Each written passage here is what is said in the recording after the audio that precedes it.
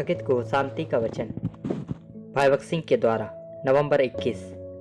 दृढ़ और अटल रहो और प्रभु के काम में सर्वदा बढ़ते जाओ। पहला कुरिन्थियों 15 अध्याय का 58 पद। अपने पुनरुत्थान के 8 दिन बाद प्रभु यीशु मसीह थोमा के सामने प्रकट हुए।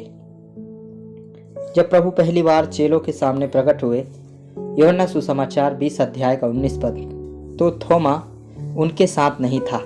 जैसे ही उन्होंने उसे देखा, उन्होंने उससे कहा, हमने प्रभु को देखा है। पद 25। थोमा ने अविश्वास से उत्तर दिया, जब तक मैं उसके हाथों में कीलों की छाप ना देखूं और कीलों की छाप में अपनी उंगली ना डालूं और अपना हाथ उसके पंजर में डाल दूं, तब तक मैं विश्वास नहीं करूंगा। सो थोमा के निमित्त प्रभु फिर प्रकट हुआ और जब वह औरों के संग था, तब उससे कहा, अपनी उंगली यहाँ बढ़ा और मेरे हाथ देख, और अपने हाथ को यहाँ बढ़ा मेरे पंजर में डाल दे, और ऐसा ना हो अविश्वासी नहीं लेकिन विश्वासी हो। और थोमा ने उत्तर दिया, हे मेरे प्रभु और मेरे परमेश्वर। यीशु ने उससे कहा, हे थोमा, क्योंकि तूने मुझे देखकर विश्वास किया है। धन्य है वे जिन्होंने नहीं देखा और फिर भी विश्वास किया है। इस प्रकार हम देखते हैं कि प्रभु के पुनरुत्थान की शक्ति का अनुभव हम केवल तभी करते हैं जब हम उनके वचन को साधारण बच्चे के समान विश्वास के साथ मानते हैं और अपनी आत्मिक संतुष्टि के लिए अपनी भावनाओं या संकेतों या सपनों पर निर्भर नहीं होते हैं। बड़ी संख्या में विश्वासी आत्मिक विकास और ईश्वर की शक्ति प्राप्त करने के लिए संकेतों पर निर्भर करते हैं और परिणाम स्वरूप वे आत्मिक रूप से निष्फल रहते हैं, क्योंकि हम उसकी प्रतिज्ञाओं का दावा करने और उसके वचन को पढ़ने और हर विषय में बिना किसी प्रश्न के उसका पालन करने में सरल विश्वास रखते हैं। हमें उसकी शक्ति का आनंद लेने का सौभाग्य प्राप्त होगा।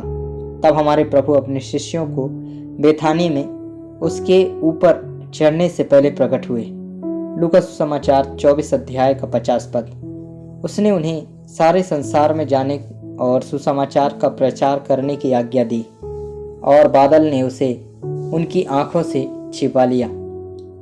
और उसके जाते समय जब वे आकाश की ओर ताक रहे थे, तो देखो, 2 पुरुष श्वेत वस्त्र पहने हुए उनके पास आ खड़े हुए और कहने लगे, हे गलीली पुरुषों, तुम क्यों खड़े स्वर्ग की ओर देख रहे हो? यही यीशु जो तुम्हारे पास से स्वर्ग पर उठा लिया गया है, जिस रीति से तुमने उसे स्वर्ग को जाते देखा है, उसी रीति से वह फिर आएगा। प्रेरितों के काम 1 अध्याय का 9 से 11 पद। और इस प्रकार वे उसके स्वर्गारोहण के साक्षी बने और उन्हें ये उसके दूसरे बार महिमा सहित प्रकट होने की प्रतिज्ञा दी गई।